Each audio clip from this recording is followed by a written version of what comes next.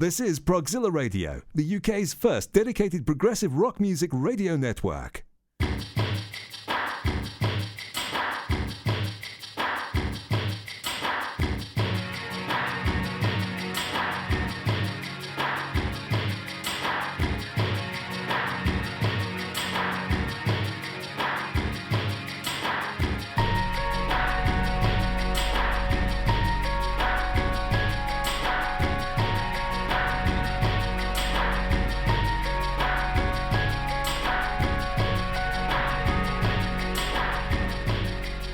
Welcome to Tabletop Genesis, the podcast where we talk about Genesis and you listen to us talk. So exciting.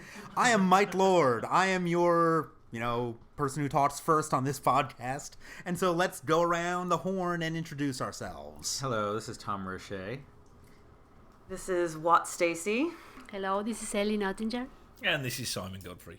And today we are talking about Wind Wuthering, the album from late 1976, and Mr. Simon will talk to us about what's on Wikipedia about Wind Wuthering.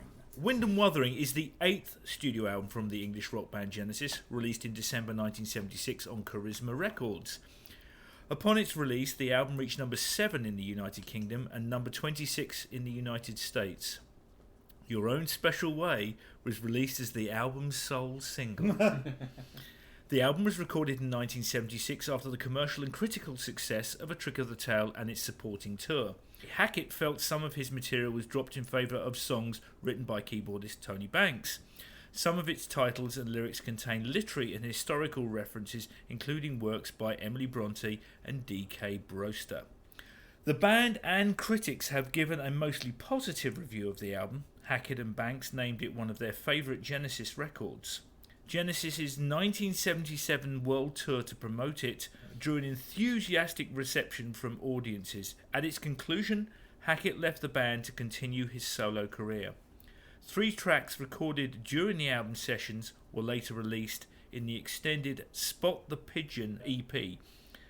The album has since reached gold certification by the British Phonographic Institute and the Recording Industry Association of America, and remastered with a new stereo and 5.1 surround mix in 2007.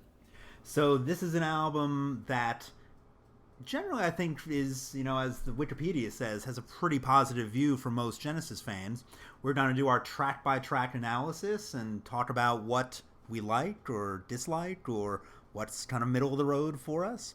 And so we're going to jump in with 11th Earl of Mar.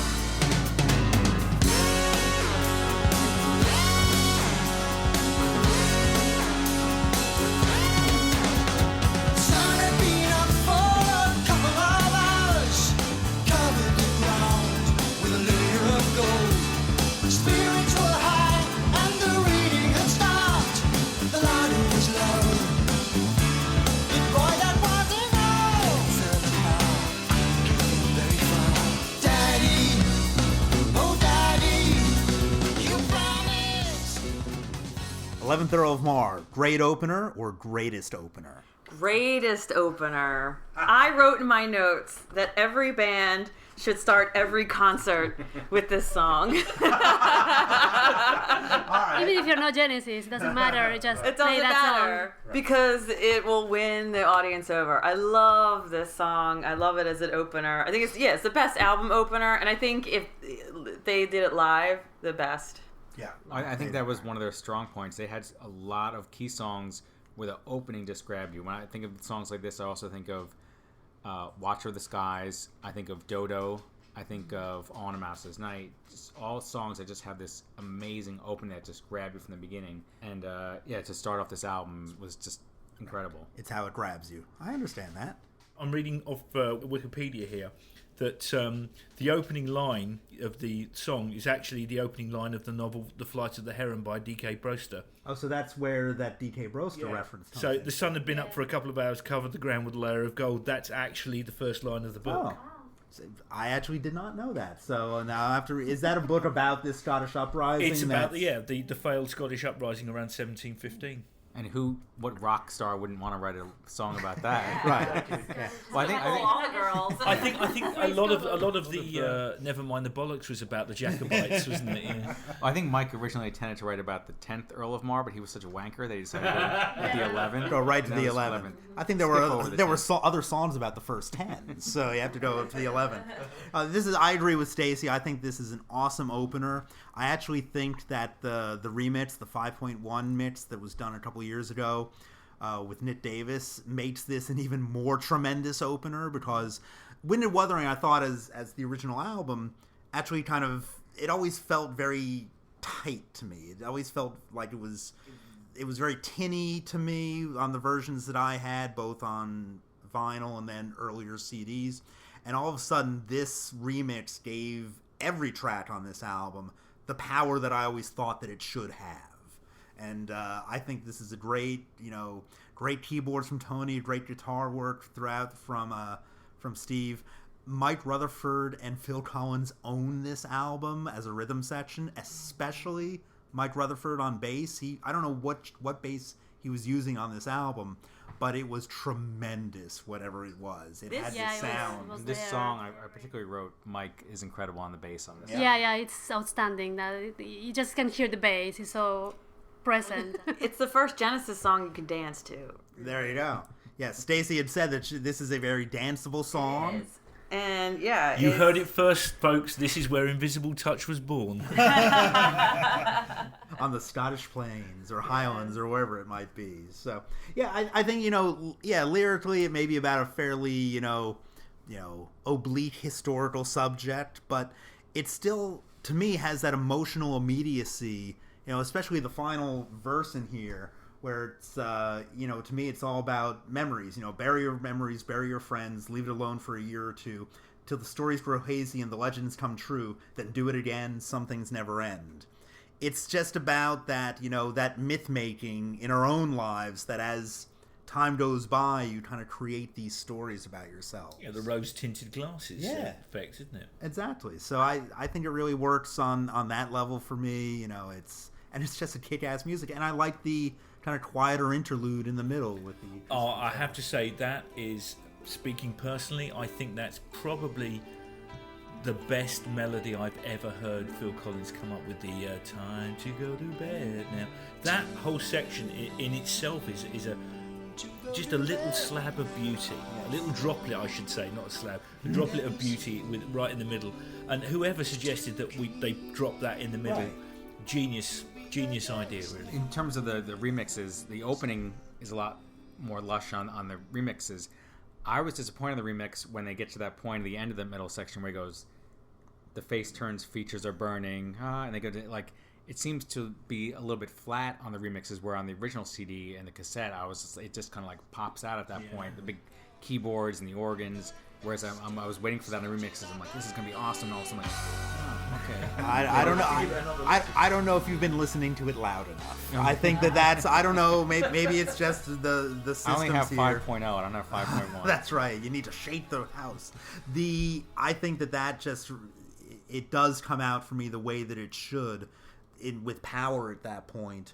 And again, different systems do different things differently. Which is whenever you see critiques of mixes online or on different websites, I always kind of wonder, what are people listening to this through? Because for me that worked, but I'll have to listen to it again and see if it doesn't do it for me. And with regards to the lyrics, I always find myself, when I sing along to this, every other line I'm singing along, because there's a line every other line I do not understand. So I'll be like, Out on the road in the direction of Perth, backwards and forwards in circle they went. Da da da da da da. Those conquering heroes. And then I come back in. I'm like, I don't know what, and I don't care that I don't know what he's singing. I'm just like, I agree with Tom. I don't know any of the words. And when I listened to this to prep for the show, I was like, I really should look at the lyrics. But I was like, you know what? No, so I wrote down what I think he sang in the first verse. So let me read to you what I think Phil is singing.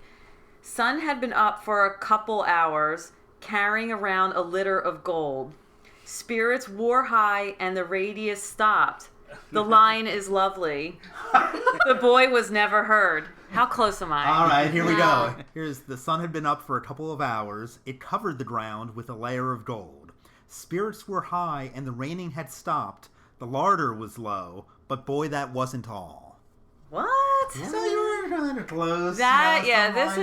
This entire song, I have no idea, but like Tom, I'm like, I'm singing along to it, You get phonetic on its ass. Oh yeah, I totally do. So I'm looking forward to maybe someday, actually, and thank you for telling me what the song's about, because I thought it was just some like acid trip that they went on, and they were just, recreating. But that's the great thing about this, is that you can listen to these songs, and it doesn't have to be about what it's supposed to be about. You're enjoying the music just as a piece of music. Right. You don't have to know the context of it. On some of the bootlegs and some of the live shows that are out there, this is, again, when Mike Rutherford was still doing stage introductions, he would introduce this. These are his lyrics, I'm pretty sure. So, So I think he would kind of tell the story briefly of what was going on, Everyone's like, okay, I gotta go to the bathroom now. At the end of the song, there's this line that says, "Tell the lairds and the lords." Tell the lairds and Lairds. So what is lairds? Lairds. It's a title. It's a title It's like Lord, Baron or Baron. King or I thought it it's was a a made-up laird. word or something. Yeah, it's a Scottish word. It's a Scottish word. Oh, there you go. Thank you. I think it's basically Scots for lords in some way. Do you know the only other time that I'd ever encountered the word laird is in Macbeth. Okay. So maybe it's a Shakespearean quote. Look at the big brains on Simon. Yeah. Well, it's also Sorry. Go Eagles. And then one other thing, mar means sea in Spanish. Oh, okay. So did you think that was some sort of connection? I thought it was the word mixing languages, but maybe Mar. There's an Earl of Mar somewhere in the UK. The Earl of the Sea. But I think that goes, to what Stacey was saying too, where you were able to listen to this, again, when you were first getting into this, without even, in some ways, worrying about the words. Right. You were just listening to it for the sound of it all together. Yeah, this particular song, as Tom said, what are they talking about? There's no way I can understand. Unless I'm reading the lyrics, but if I want to figure out the words, no way. So now we jump into One for the Vine.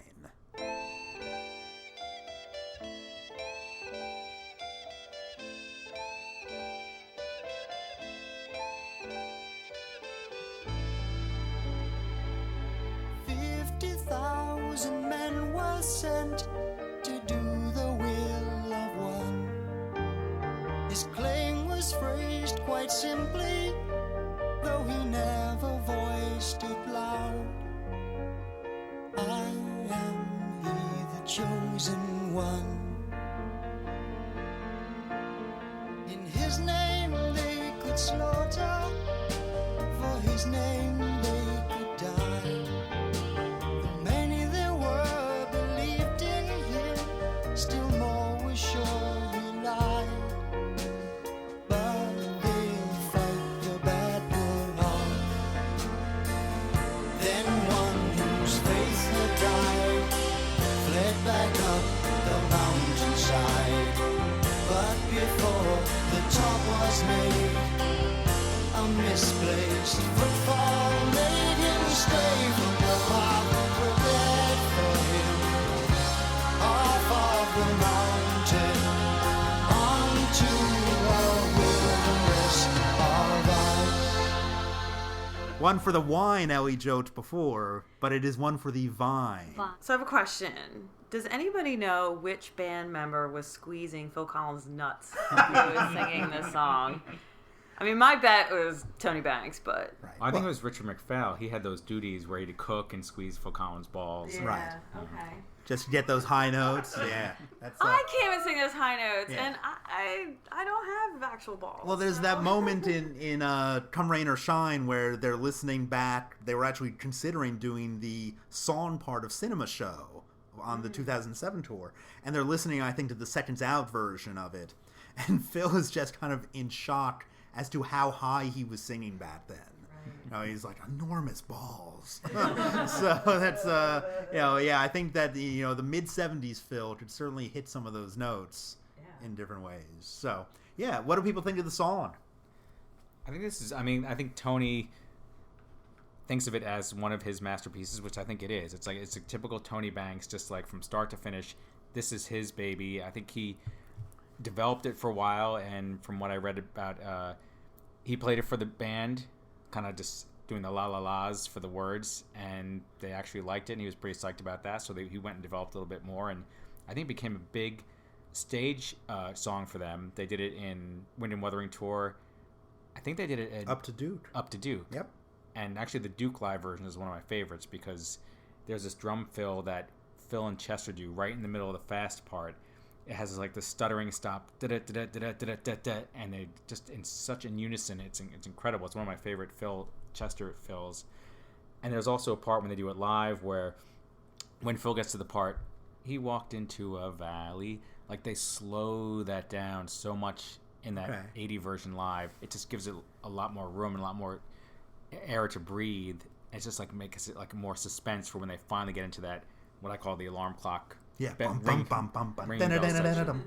I believe this song was actually written during the Trick of the Tail sessions, and he wasn't happy with it, and as a result was tinkering with it until eventually I think he felt that it was good enough to record for Wind. I think he said it took him about a year to write this song altogether, and whether that's just music and lyrics together, I think it shows. It is not one of my favorites on the album. I know that this gets a lot of love from people, but there's something with the story that, to me, it's Tony Banks's Twilight Zone episode, where it's, this person disappears and becomes this ruler who's leading people into battle, but at the end you discover it's the same person and it's a circular story, and I was like, okay, I get that.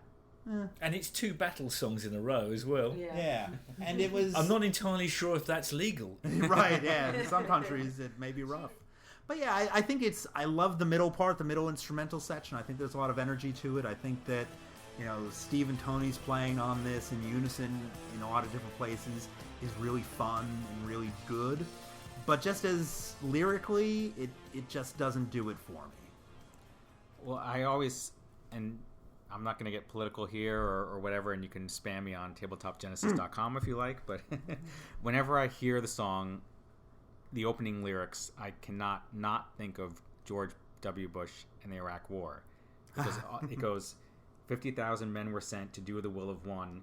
His claim was phrased quite simply, though he never voiced it loud. I am he, the chosen one. In his name they could slaughter, for his name they could die. Though many there were believed in him, still more were sure he lied. But they'll fight the battle on. And I always hear, I automatically think of the Iraq War and George W. Bush when I read those lines. The rest of it then goes on, and I can enjoy the song, but I can't get past that without having that nod. But I say you can spam me on our website. Right. Yeah, and actually those intro lyrics are really good. Like, I really think that those are well done. It certainly sets the scene. Yeah, but then when it gets into the more, again, I'll say just as a shorthand, kind of science fiction-y part of, it's this time loop and everything, I just don't care. But I think that it's, and I'm a science fiction guy, I love this stuff, but I think it would have been a stronger song without that aspect to it. But it wouldn't have been the song it is, so, there you have it. Certainly from a narrative perspective. Right, and I think that's more of a songwriter piece. I agree with you, Mike. I think, and now knowing how long Tony Banks worked on this, it does sound like it's a little overthought and not forced, but it's certainly, in the context of all the other songs in the album, this is the most produced and complex.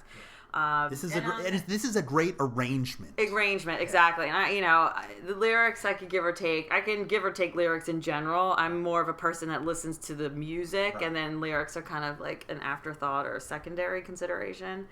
But what I really love about this song, and what I sometimes will like just skip to, is the instrumental. You know, that Donna Summer "I Feel Love" breakdown in the middle. I just absolutely love it. They get a little funky, and it kind of hits you out of nowhere because it's this, you know, like you said, science fiction, fantasy, romantic warrior, and then they're like, ooh, ooh, you know, in the middle, and it's like, all right. It's dance.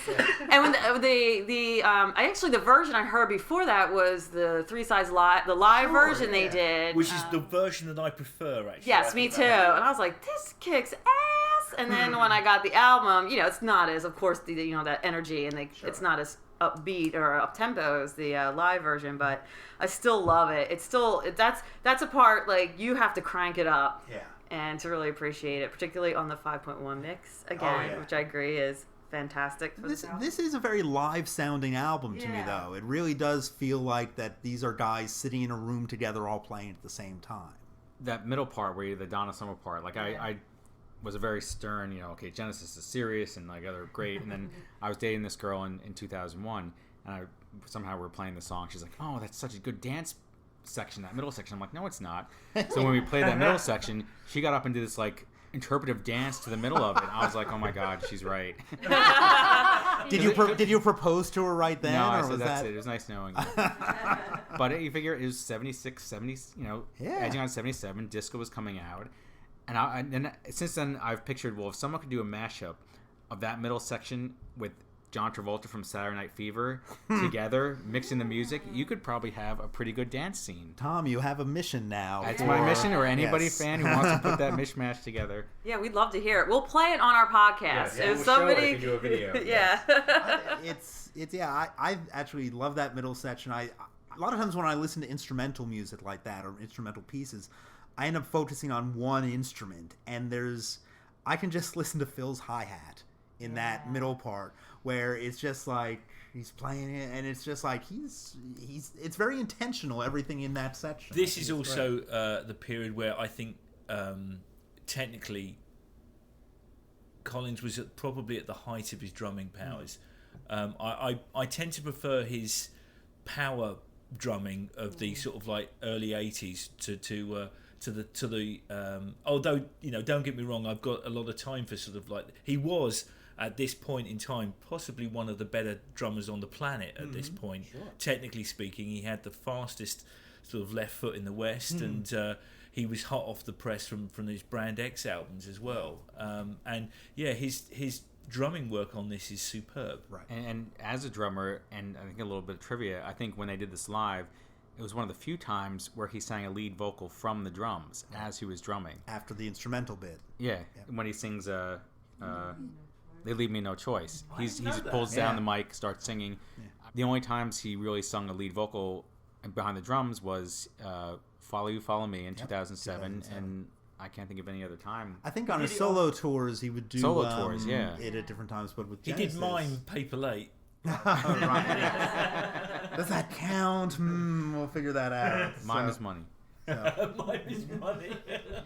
Obviously I love this song. Even it's a great song to be played live and everything. It's in every, in all the concerts, in the recordings, in Three Sides Live, and obviously Second Sound. It sounds amazing.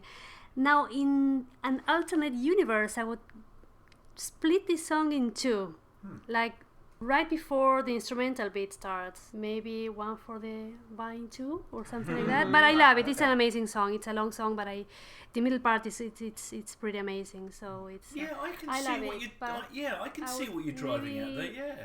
Maybe it needed something like that. The bit that was dropped into 11th Earl of Mar, the acoustic bit, something a little different in the middle of... Well, because it does dip for the let me rest for a while, and then it goes into that very sort of like quiet section, then it lifts itself. I can definitely like sometimes have to hit pause and then continue listening at some other time, whatever. It's not that it's too intense or anything. It's just. But you notice it's going on for a long time. Yeah. Well, some longer songs, it's like, wow, that's over already. Yeah. But this one, you notice like, okay, checking your watch. So now we move on to Your Own Special Way. You have your special way.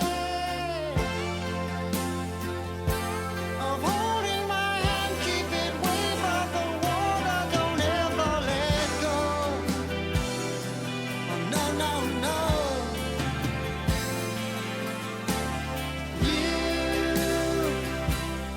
You have your own special way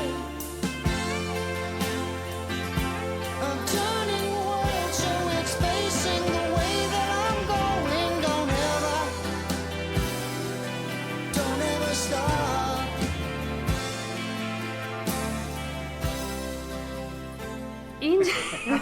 In general, I don't dislike it or I hate it or anything like that. I'm fine with the song. I just don't like the middle instrumental bit. The middle, like the blah, Tonys. yeah. I think it. Yeah. The Doogie Howser middle It's part. it's a mistake.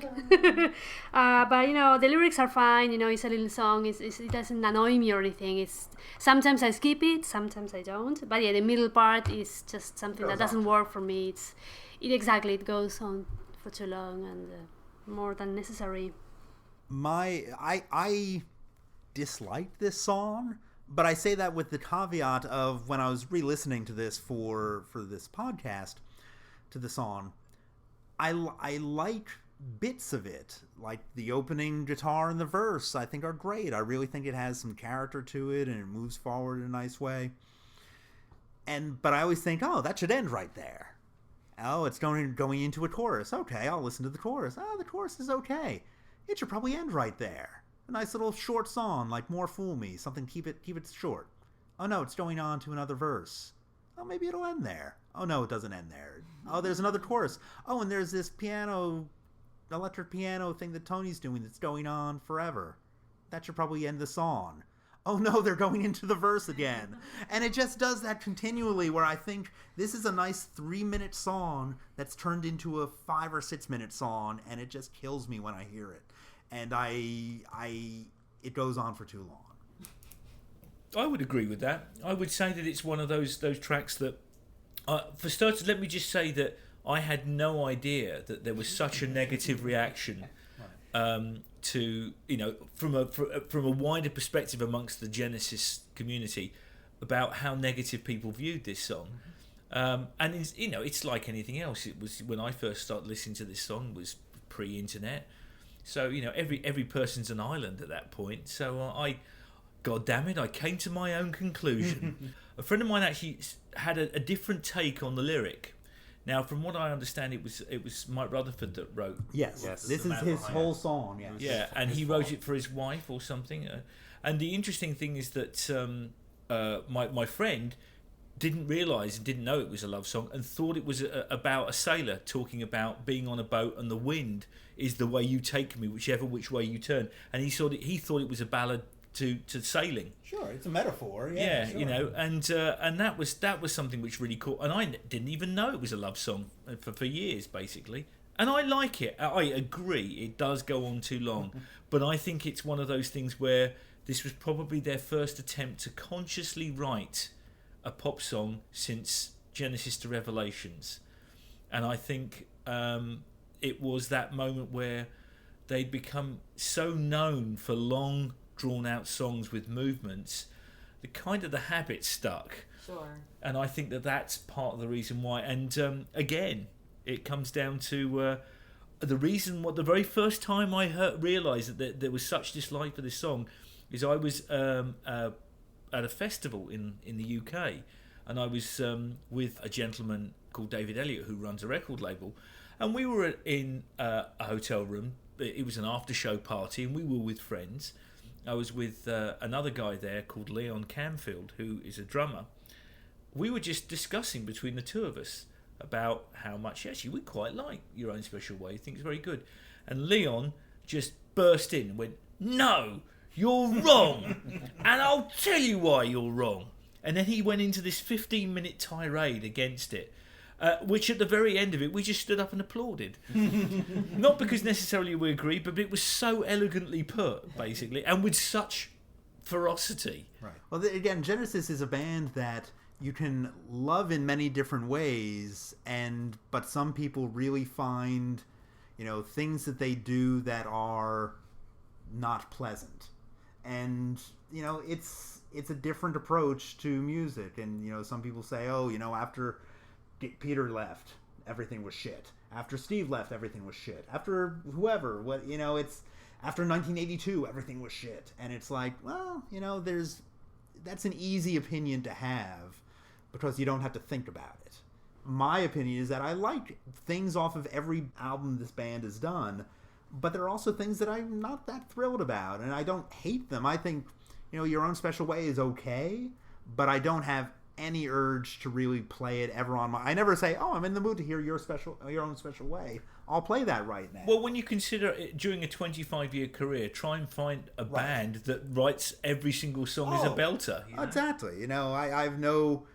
There's no greater critique other than I don't really doesn't really do it for me. But other people like it. I'm sure that when they played it live, people clapped along and said fantastic. But it did only last one tour, although they broke it out on the Invisible Touch tour in Australia because part of the legal requirement for touring in Australia was that you had to use local musicians, and so they brought a string section to do this and In Too Deep. And it's actually a B-side on one of those, I think a single for one of the songs off of We Can't Dance is, this version of the song with strings is on there. It might even be on Archive 2, I can't remember, but, it's there for the listening. It is on Archive 2, and I believe the conversation that the conductor had with his orchestra went along of, hey guys, I got some good news and some bad news. You're going to play with Genesis. The good news is you're going to play with Genesis. Wait, don't get so excited. It's Your Own Special Way. Oh, crikey. So I have to say I'm with Leon in his field. There's probably very few songs that I can't hit the fast forward button quicker on than Your Own Special Way. And when I think about, I think of it as Rutherford's first attempt at writing a real love song. And on the same album, you kind of have Tony's first attempt at a real love song, Afterglow. And the two of them together, you put them side by side, you're like, come on, there's no comparison. It's like I'm sure Rutherford presented this, and Tony's like, don't waste my time. Look what I wrote. Look what I wrote in the time that it took to record to play it. the song, yeah. And there's one of those, when Phil has that da-da-da-da, when he does that little during the verses. That's not part of the song. That's Phil screaming to get out of the song. He's trapped in it like Zod in Superman 2 when he's in that two-dimensional prison. That's him trying to get out. This is my Superman 2 theory regarding Your Own Special Way. So he's going, because he's trapped in Your Own Special Way in that two-dimensional prison. Then what gorilla is explosive enough to break him out of that, and by All in a Master's Night, he can sing again and make Mike Rutherford kneel before him. What are you drinking, by the way? Right, exactly. That's a great theory. And do we want to share that? And regarding how long it is, to put in perspective, Bohemian Rhapsody is shorter than this song. That's all I'm saying. They were able to do what they did with Bohemian Rhapsody in less time than it took to write and record and play Your Own Special Way. It's funny That's because all I gotta say. I was saying that this song is 5 or 6 minutes long, but also in my head I'm like, it can't be that long, and I'm like, it probably is. It just feels longer. Yeah, exactly. Yeah, for me, this track just never took off. So, but again, give me a guitar, I could play those 4 opening chords over and over again. I like that sequence. I think it's a very romantic kind of good start to a song, and then it doesn't live up to those 4 chords. If or there's one chord with some inversions, I think actually. But one good thing I have to say about it is if you listen to some of the live versions from the Wind Wuthering tour, after they get out of the Doogie Howser middle keyboard solo, Tony does this little addition to the keyboard, which actually is very nice. So all right. If I could just listen Crawler's-esque. if I can just listen to the song from that last verse on and have it be like 2 or 3 minutes, I'd be fine. But forget the first half. All right, we move on to What Gorilla.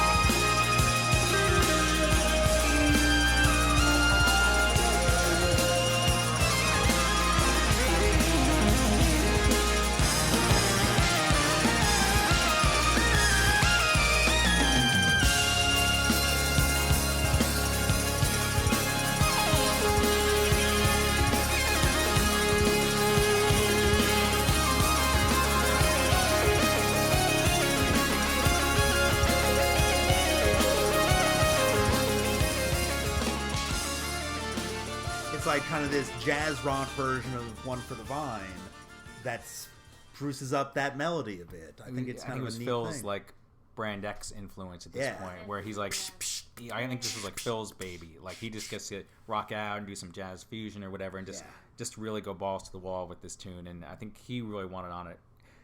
I had read somewhere that, obviously Steve was a little bit frustrated that some other tunes were being included on the album that weren't his, and I read somewhere that this was one of them. I think when they were discussing, you are correct. Yeah, what should go on this? They're like, oh, What Gorilla, and he was like, what the fuck? Yeah, especially after Your Own Special Way, and then you hear What Gorilla, and they're so different. Yet What Gorilla is great. Right. It's a nice jam.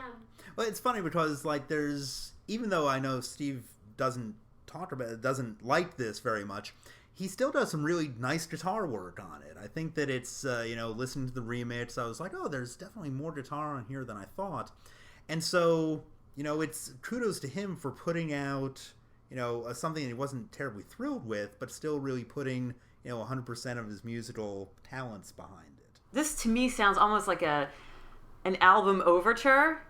And when I was listening to it last week, I was like, this would make this could have been the beginning of And Then There Were Three. Sure. As like the overture to the album. And I think if this was an overture or a linking instrumental into something larger, I think it would have much better reception. Yeah. Because it's interesting, like Simon, you were saying like Your Own Special Way is, hated on by a lot of the Genesis community. I think What Gorilla is disliked more than Your Own Special Way. Really? I just think you happen to know and be associated with people who really dislike that in your personal life who do not like the song. But I think overall, like a lot, like other fans I've talked to, we talk about this album, like it's kind of a throwaway track, kind of like Who Done It from Abacab. It's a trifle. It's a trifle. Or After the Ordeal, like it's that little instrumental, and it's like, it's like filler. Yeah. But it has kind of that like starting overture, of an opus kind of feel to it to me.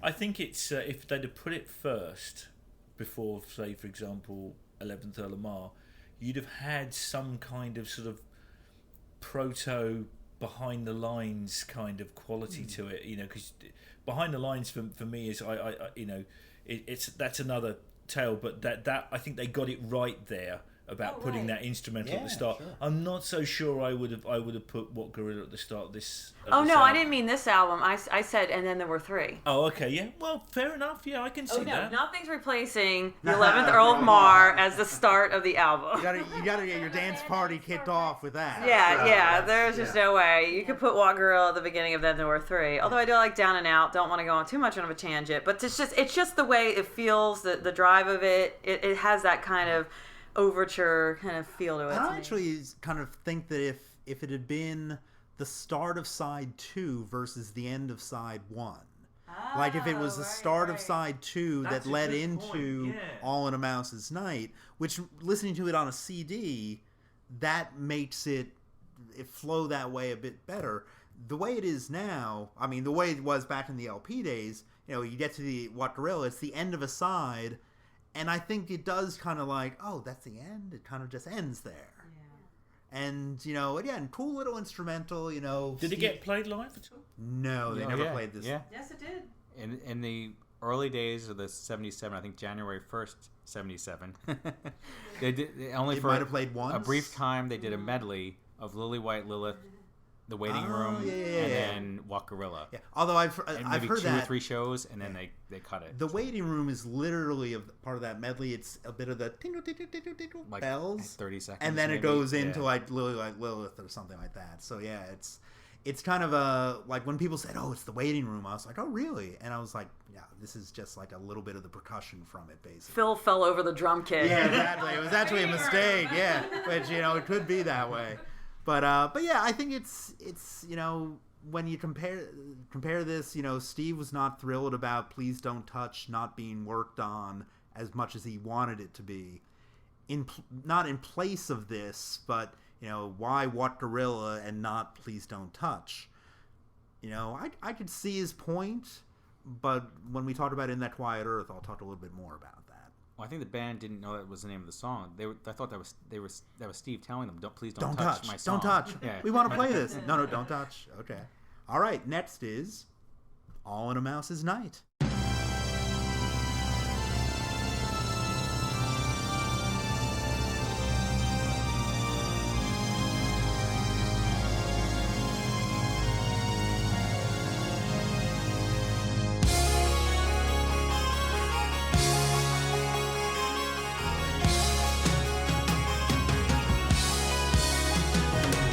I can't see you, but I know you're there. Got to get beside you, 'cause it's really cold out here. Come up close to me, you'll soon be warm.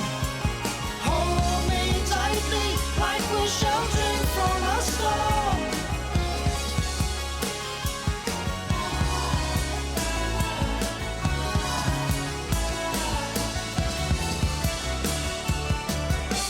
Think I might go out for a stroll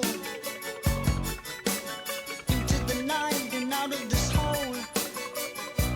Maybe find me a meal. I love it. I mean, it's Tom and Jerry. It's, it's a kind of like a children's storyline. I'm sure they had they all had young kids at this point. It's lighter. I mean, It's very singable to me in my head. Yes. Like the intro. melody. Da da da da da da. Come on, baby, let the poor thing go. It's very easily stuck in my head, and I could sing along with it in my head, even when the music's not around. I find that it's one of those songs that does come back to me in weird times. Lyrically, it's Tony Banks at probably one of his most playful moments, really, when you think about Playful, clever in a good way, not clever in a kind of intellectual way. it. Although I know that Phil Collins used to loathe the idea of having to sing the word bread bin. Yeah. How do you sing? But it's not, there's worse words to sing. Shag pile carpet. Double glazing windows, it's Personal applicator. I mean, it's like in some ways I've never quite understood that critique, because it takes half a second to sing that word. Bread bin. You could be singing. But the lyrics are a little peanuts, clunky. It doesn't matter. It's just the words. You sing it. He hates peanuts. You just sing it. Like I've never quite got that criticism of, I have to sing these lyrics. It's like, just sing the melody and the words. You don't even have to worry about it. I think it's like most singers. You've got to believe or got to get the vibe of what the things. And God bless Phil. Right. He gamely sung almost everything that was put in front of him, And I think he'd be the first person, I would say, that was right at the front of the queue to say that he has first-hand experience and has favourites and not favourites, when it comes to what you sing. And this is obviously a little bit further down the list than maybe some of the others. To me, this is one of those songs that, again, the remix kind of really brought out a lot. There was a lot of guitar going on in the verses that I hadn't heard. There's a lot. Steve's solo at the end is great. This is a piece of music is fantastic. Yeah, I could see people being like, it's a cat and mouse story. Who cares? I actually, for a while at the, when I first started listening to this album, I thought that, again, being in the United States and getting things on tape or on records before they had the lyrics, I knew it was this cat and mouse story. But again, maybe with Genesis being this science fictional band here and there, I thought this mouse had actually built a giant cat at the end, and that the giant cat was going against the mouse, going against the cat or something. And I didn't quite understand the song. And then when I finally was able to really see the lyrics, I'm like, my interpretation was way messed up of this. It's like the cat gets knocked on the head, but then tells all of his cat friends that this giant mouse knocked him out to save face, basically. And I was like, that's actually a fun story. Like, I like that. That's fun. I agree with Stacey. I love this song. And more than a lot of the other songs on the album, which probably other people wouldn't say are their favorites, but it's probably one of my favorites on the album. Just as the lyrics, I say, are a little bit twee, talking about the bread bin and the mouse chasing the cat, but you do sing along to them. It's very easy to get caught up in it. I love the it's like that bass, slapping, and then probably it contains one of my favorite Genesis moments of awe. Like I'm Really? talking about their entire catalog, and it's only lasts a few seconds, but it's awesome. Kind of like my wedding night. But but there's a moment during the last the instrumental outro when Steve's guitar, his crying guitar, like plays perfectly against Tony's keyboards. It's right at, if you're listening to it at home, at 5:46. It lasts like maybe a second or two. Da-na-na. Like the way that his guitar is going up and maybe Tony's keyboards has a different chord change, but it's just this like moment of brilliance where like I'll wait the whole song just for that moment and be like, oh, okay. And they didn't even do that live. Like I've listened to the live recordings of it. They did play it a few times on that tour, and it's not replicated live, but it's just on that studio version. When it gets to that point, it's one of my favorite moments. Right. It's funny how you do get those moments. You know, I think every single fan of any band really will have a story to tell about a moment on a record. You know, something that's only, as you say, could last a few seconds, but for some reason it just pinpoints the one thing that you love about that band, or I don't know, it could be the sum total of what you don't expect of the band, but it sounds fantastic anyway. The last 90 seconds of that song are the most glorious things to happen to my ears. And you know what is that? Is that dun dun da da dun? Is that the bass guitar or is that it's a bass? Okay, because we weren't sure. Simon and I were talking. I couldn't tell whether or not it was actually a synth or it was the bass. Pretty sure it's the bass with some like chorus or phasing going on in there. That's, you know, being a semi-bass player myself, I was like, yeah, that's a tool. That's Rutherford owning this album on the bass. Where, you know, throughout this song, 11th Earl of Mar, we've talked about, you know, Rutherford's bass on this album is impeccable. It's in your face. It's not overbearing. It's just the way it should be. It's this big chocolatey tone that's like, boom, right there for you. I think it's one of the albums that really defines itself by its rhythm section. Yeah. I mean, there's a lot to say. There's a lot of stuff that was contributed by the other guys in the band, but as a nucleus, as the backbone of an album, the rhythms on this and the bass lines impeccable. Right.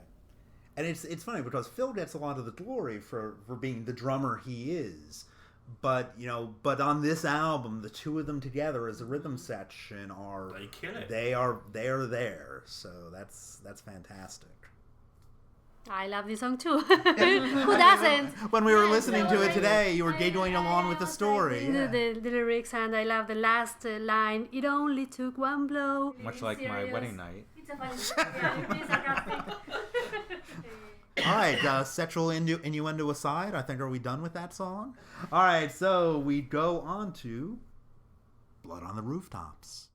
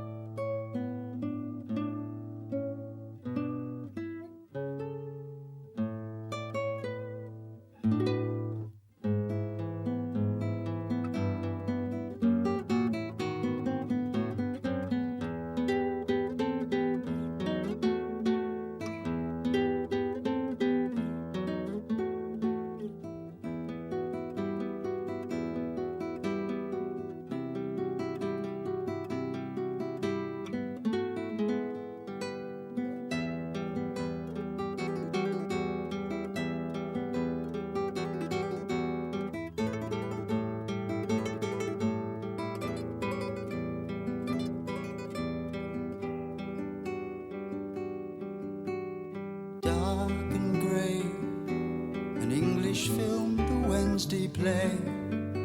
We always watch the Queen on Christmas Day. Won't you stay?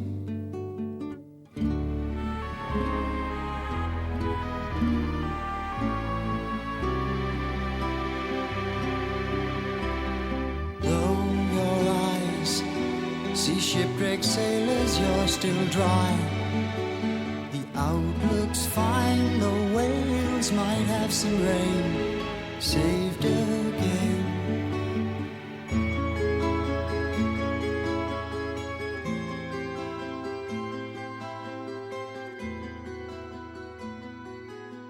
basically from this moment on, the record is absolutely perfect for me. That opening section, it kind of screams Steve Hackett. Every single bar, that man was in charge of this song, and it really. And the great thing about it is you can hear the other guys perfectly backing him up on this. It's a great arrangement. It's, you know, everything is complimentary in that song.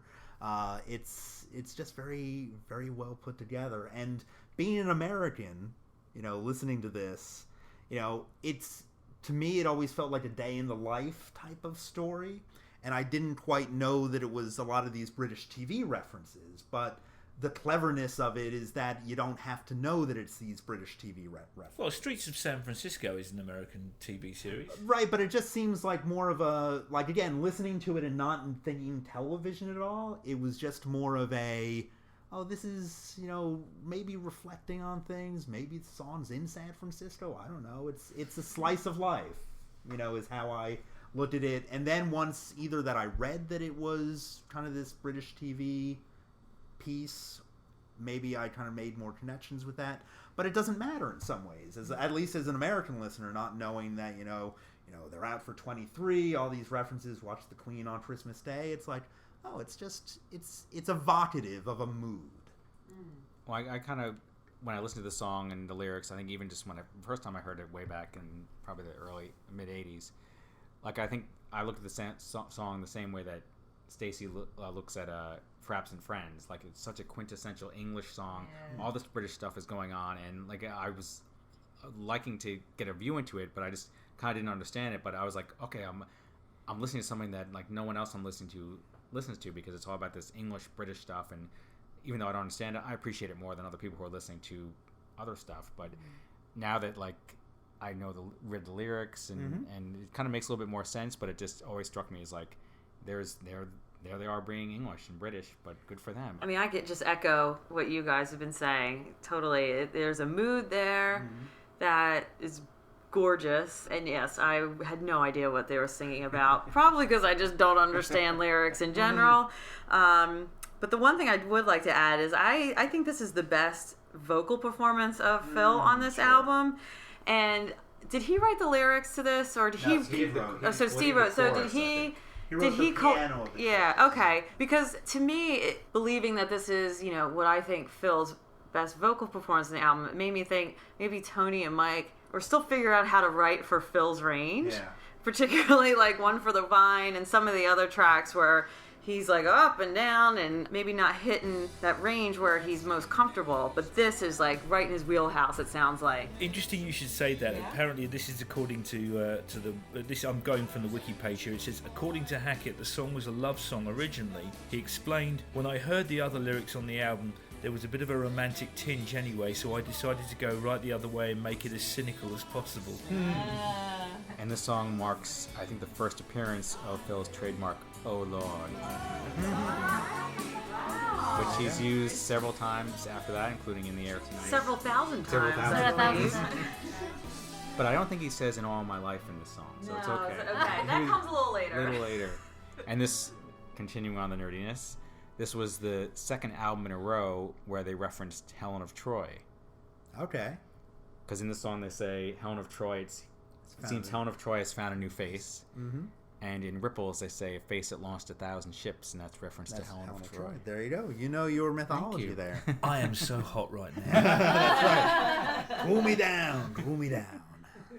I love the first few lines that says, dark and grey, an English film, the Wednesday play.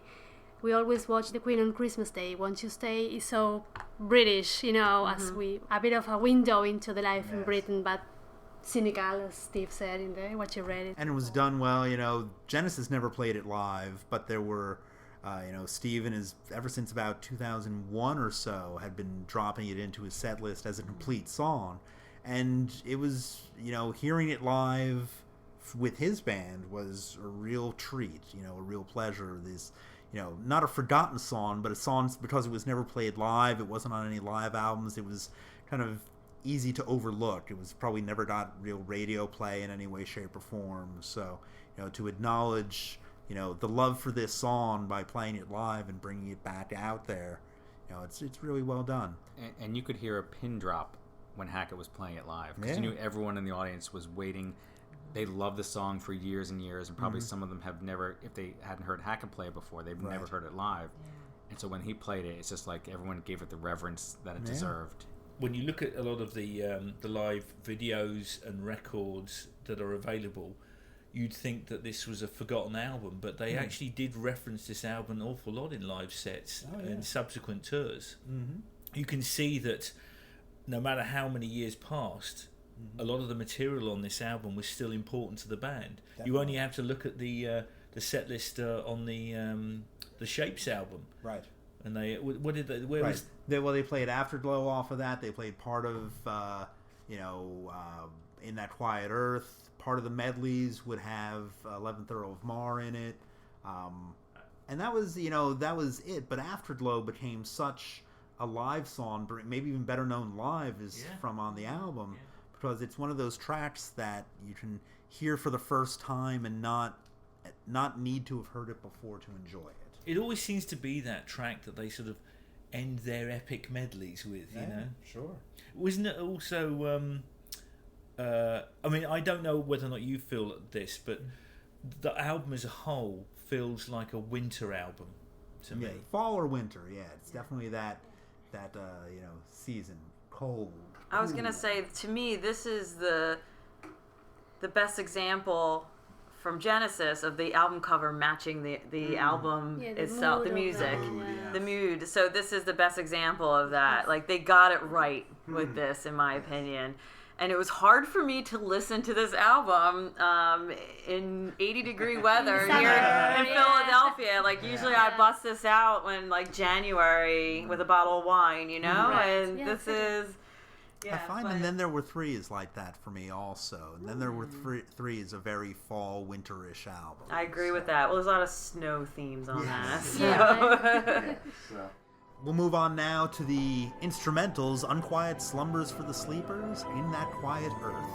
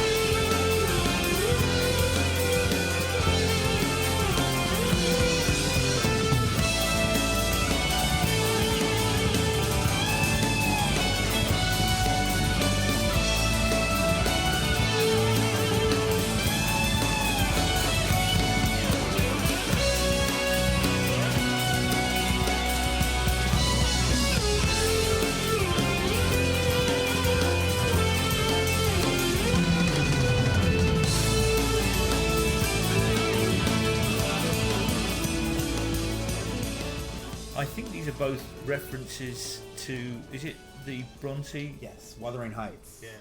Granted, we don't get to talk about lyrics here with this, and Unquiet Slumbers to me is always the prelude to In That Quiet Earth. It's a nice kind of quieter instrumental, more acoustic piece there.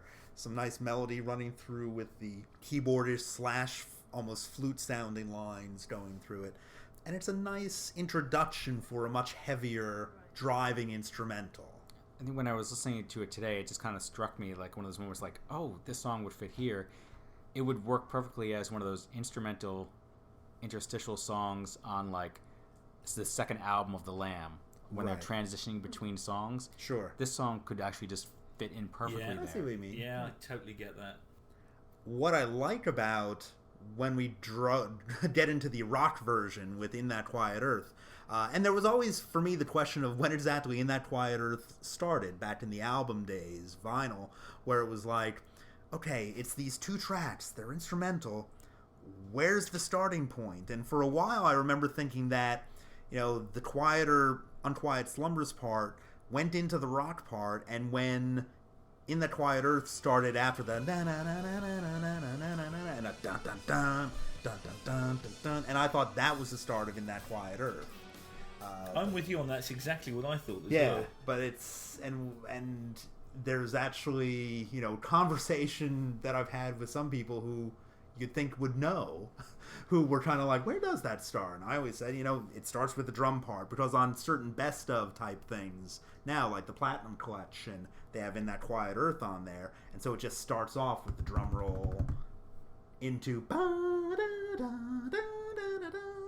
which within That Quiet Earth, I've always kind of thought that Steve had this instrumental of Please Don't Touch that he really wanted on this album and wanted to work on, and Phil kind of classically said, can't get behind that, when they were trying to rehearse it up.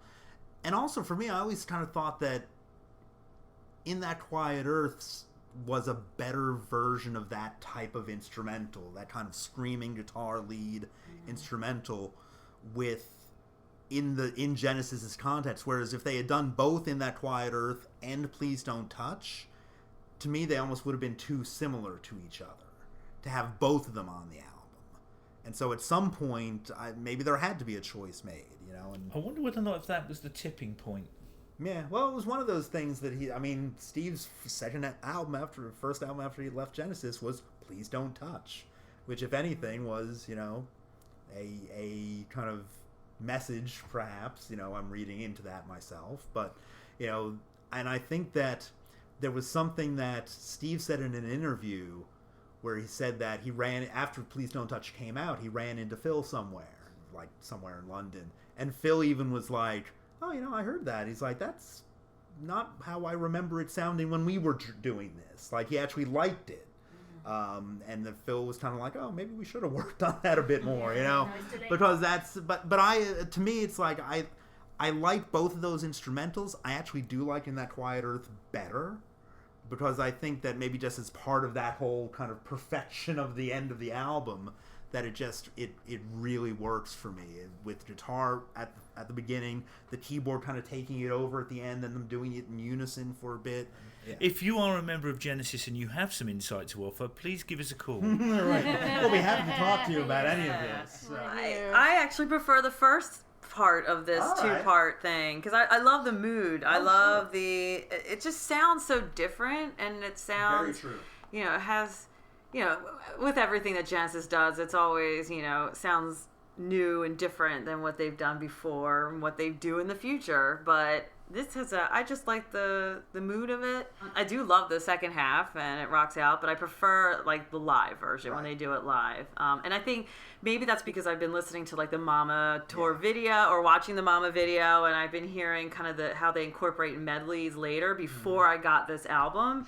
Kind of biased to the live version, and that's why I think maybe the first half really piqued my interest, because it was very different. And I do love that kind of flute, that top line.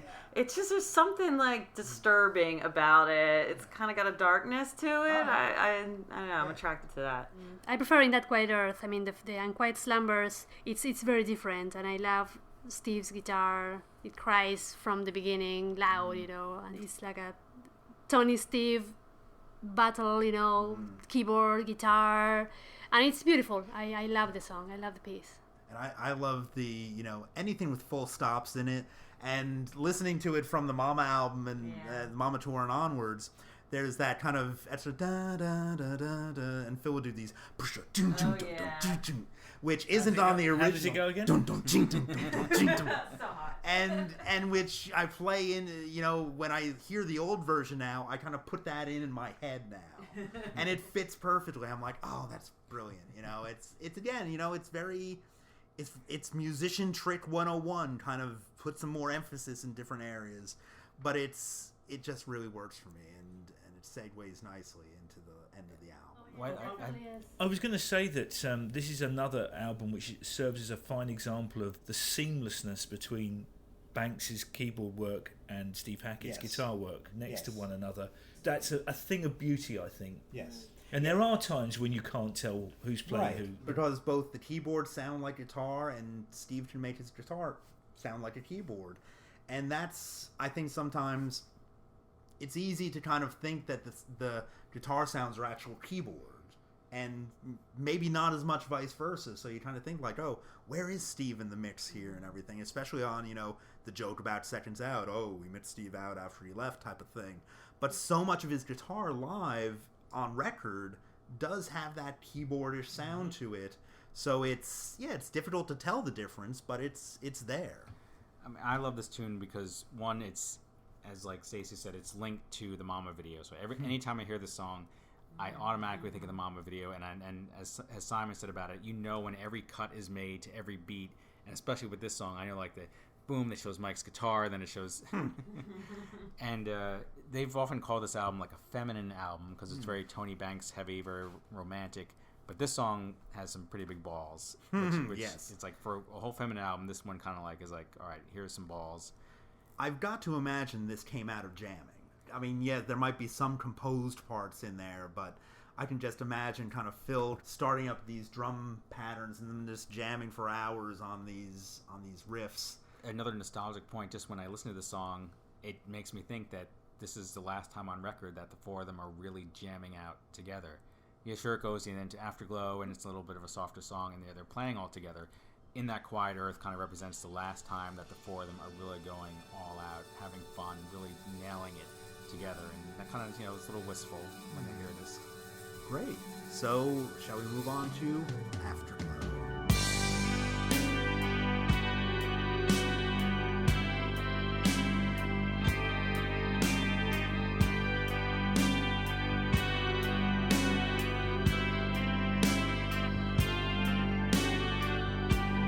Like the dust that settles all around me,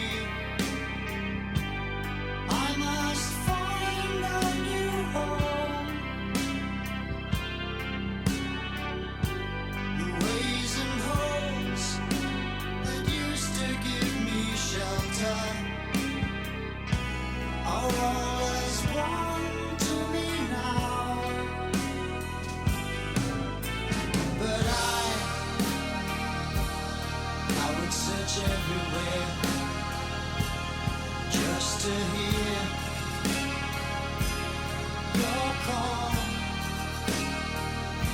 and walk upon strange roads through this one in a world I used to know before. I miss you more. Afterglow, Tony's song for the end of the album. I think it's a classic. It was one of those tracks which, when I first got Three Sides Live, I always skipped. Because I thought, well, the playing's over and done with now, they're just doing a song. But for some reason, a little while later, further down the line, it was probably about 5 or 6 years, I got it. And I just thought, this is amazing. Yeah. And it's now one of my favourite songs, especially when they play it live. It is their live anthem. It is their live. Yeah, when this is the song you put your lighter up to, or your iPhone, I guess, with the lighter app on it. Which is funny because I've heard the live version quite a few times for the album version, and then so when I listened to it on Wind Wuthering, like it sounded kind of weak. It's a little, not overproduced, but it's more produced than a live version with the backing vocals, the ahs in there. That kind of and and the guitar sounds like a rubber band. I don't like the guitar sound. I don't know. It reminds me of I Know What I Like, actually. Kind of just had that kind of sound to it, but... I mean, it's a great song, but I think, again, when we're speaking from the, just from the album version, I like it a lot less than hearing the live versions. As a song, you love it. This version, you're not quite... It hasn't grabbed me. But I really do love this song. I remember, this is the song I used to sing to my brother when he was a baby to help get him to sleep. When you're doing that transition from In That Quiet Earth to Afterglow, the lushness of Tony's keyboards, all those chords coming out at once, it just evokes this emotion from you, and yeah, it makes me think of the Mama video and the live, and just everything that this song it's Genesis. I mean, you can't get more Genesis than this song. And I know some people will say, well, they played it on a lot of the tours. They didn't need to play it on maybe the 2007 tour, but since I missed them on the Invisible Touch tour, to hear them play that in 2007 after that ending medley, it was just like, okay, I can die now. I've heard them play Afterglow live with the awesome lights. Not as good as the lights from the Mama tour, but I heard them do the song live, and it was a moment. Yeah, because you can't say you've seen Genesis live unless you heard them do Afterglow. I have to say that it's, from a power point of view, every bit the equal of the New Jerusalem section at the end of Supper's Ready. I agree. Yes, it's a great live song rather than the studio song. But I love the transition from the end of In That Quiet Earth to Afterglow. That's a beautiful transition. But I enjoy it very much, like the live versions. And I love the lyrics, the sad lyrics. I have a complex relationship with this song. My reasoning is because my very first rock concert was Genesis in 1987 on the end of the Invisible Touch tour, Giant Stadium, New Jersey. And as a fan, I had taped things off the radio shows, and I discovered that on the King Vista Flower Hour, for their old medley, they did In the Cage, into In That Quiet Earth, into the end of Supper's Ready, which at the time I didn't really know what Supper's Ready was, but I had learned, and I thought this was awesome. And so going to see them at Giant Stadium, they played the In the Cage medley, In the Cage, In That Quiet Earth, and I was like, oh my god, I'm going to see this cool thing, Supper's Ready, it's going to be intense. And they go into Afterglow. And I was like, oh, I really wanted to see the end of Supper's Ready, and I'm seeing Afterglow. Oh. But it's still kind of tied up with me for this event from over 30 years ago. Maybe not 30 years. Get over it, Mike. I should get over it. It's almost 30 years. I can't believe it's almost 30 years ago. But that's not Afterglow's fault. It is not. It is. I own that this is my fault, but it is. Seriously, I can see why that would stay with you. Yeah. And it was my formative teen years. It was my first rock concert, and I was just like, oh, this is great. And it just disappointed me. So but I've learned to live with that. I appreciate this song. I was happy to see it in 2007, even though I'd seen it in 1987. I was fine that I didn't see it in 92. You know, it's one of those songs that had it not been in the set at the end of the old medley in 2007, I would have been okay with that. But it was, and I was okay with that too. So my life wouldn't have been complete. Well, I'm glad we were able to complete your life, if nothing else. So, and that gets us to the end of Wind Wuthering as an album. Should we talk about our favorite personal track on the album? Who would like to start? I'll go first. It came down to 11th Earl of Mar and All in Mouse's Night. All right. But 11th Earl of Mar wins because I like to dance to it. Very nice. So that's my vote. All right. Mine, I was going to say Your Own Special... Oh, no, wait. Sorry, Mike. Sorry, Mike. All in a Mouse's Night. I love that song. Excellent. Yes. 11th Earl of Mar.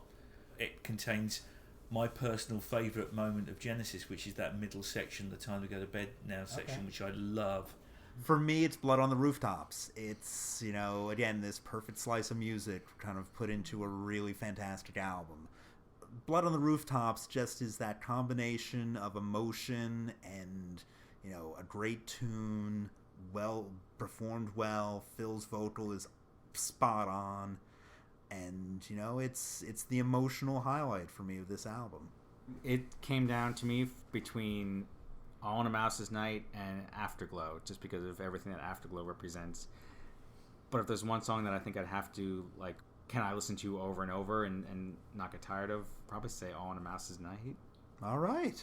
This is fascinating. That I would have never expected that would get the votes. But, Tom, your poll, what do we get for responses from the great Tabletop Genesis listening public? Tom shows you his poll. Here is my poll, and it was very interesting this time. It actually wasn't pretty close for the top spot, with almost 30% of the vote. Blood on the Rooftops. Ooh, I win! Number one favorite song from voters. Coming in at number 2 was a tie both received 19% of the vote. A tie between One for the Vine and Afterglow. All right. Nice. All right. Coming in after that, 11th Earl of Mar. All right. Then In That Quiet Earth, followed by All in a Mouse's Night, which only got about 4% of the vote. Kind of disappointed in that. But yet, 40% of this vote on I think a lot of people are now going to go back to All in a Mouse's Night Yeah. with their headphones on or blast it through their 5.1 system and then say, thank you, Tabletop Genesis. Indeed. Then with about 2.5% of the vote, was a tie between Wakarilla and Unquiet Slumbers. Right. And with a big fat 0 goose egg is Your Own Special Way. Have we actually? Is this the first time a song has gotten 0 votes? So in far, a poll? this is the first time that a song has gotten 0 votes. Sorry, Mike. I think even Illegal Alien got 1 vote. That was me. Wow, I'm actually surprised that no one voted for Your Own Special Way. But also not. So I think it has -5 votes. that's right. People took away votes to give it to somewhere else. Sorry, Mike Rutherford, if you're hearing this. We love we you. like your other songs, just not that one. So great. Well, that's been our main course for Wind and Wuthering. Thanks for listening. This is Mike Lord signing off. Tom Roche. Stacy, the Earl of Mar. Ellie Nottinger. And Simon Godfrey. Thanks for listening. We really appreciate it. Blood on the rooftops, Venice in the spring, streets of San Francisco,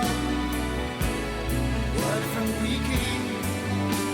Thank you for listening to this episode of Tabletop Genesis. Archived episodes can be found at tabletopgenesis.com, along with updates, polls, and various other podcast-related news. You can also subscribe to the podcast on iTunes to have the shows automatically downloaded to your computer when we post new episodes.